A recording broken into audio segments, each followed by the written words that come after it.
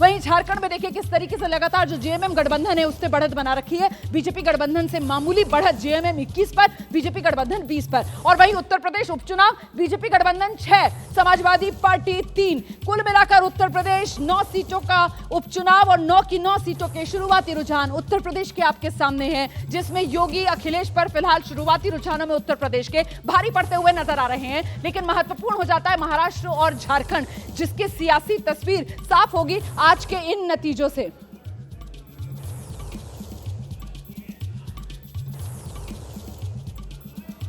मुश्किल खुलता है, एक है तो सेफ है। मोदी जी का एक है सेफ है का मतलब है एकता है तो हम सब सुरक्षित हैं।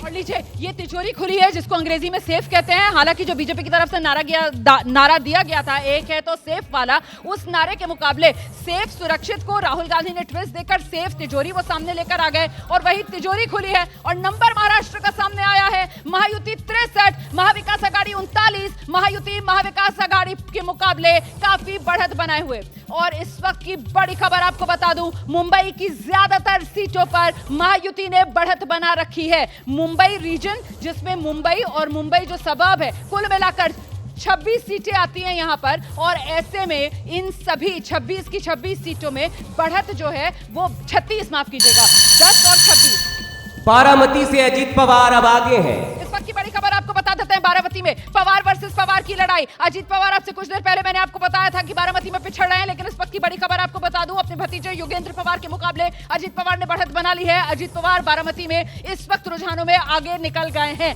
अजीत पवार की ही ये सीट रही है। लगातार 1991 उपचुनाव से अजीत पवार इस सीट पर जीत दर्ज करते आ रहे हैं। 7 बार इस सीट से जीते हुए हैं। 8वीं बार बारामती से चुनाव मैदान में है। हालांकि लोकसभा चुनाव में यही बारामती वाला इलाका जहां अजीत पवार को बड़ा झटका लगा था। पत्नी सुनेत्रा पवार को बहन सुप्रिया सुले के सामने अजीत पवार ने चुनाव में उतार दिया था और उनकी पत्नी को, मतलब अजीत पवार को, उसमें हार मिली थी बाद में, जिसको लेकर अजीत पवार की तरफ से कहा भी गया कि उन्होंने गलत फैसला लिया था। लेकिन अब इस बार अजीत पवार के सामने अजीत पवार के चाचा शरद पवार ने अजीत पवार के भतीजे योगेंद्र पवार को लाकर खड़ा कर दिया है और अजीत पवार फिलहाल बारामती में भतीजे योगेंद्र पवार के मुकाबले बढ़त बना चुके हैं। इस वक्त की बड़ी खबर। और इस बीच आपको बता दें, कलीना से शिवसेना उद्धव गुट के संजय पोटनिस जो हैं उन्होंने बढ़त बना ली है। संजय पोटनिस लगातार 14 और 19 में इस सीट पर जीत दर्ज कर चुके हैं।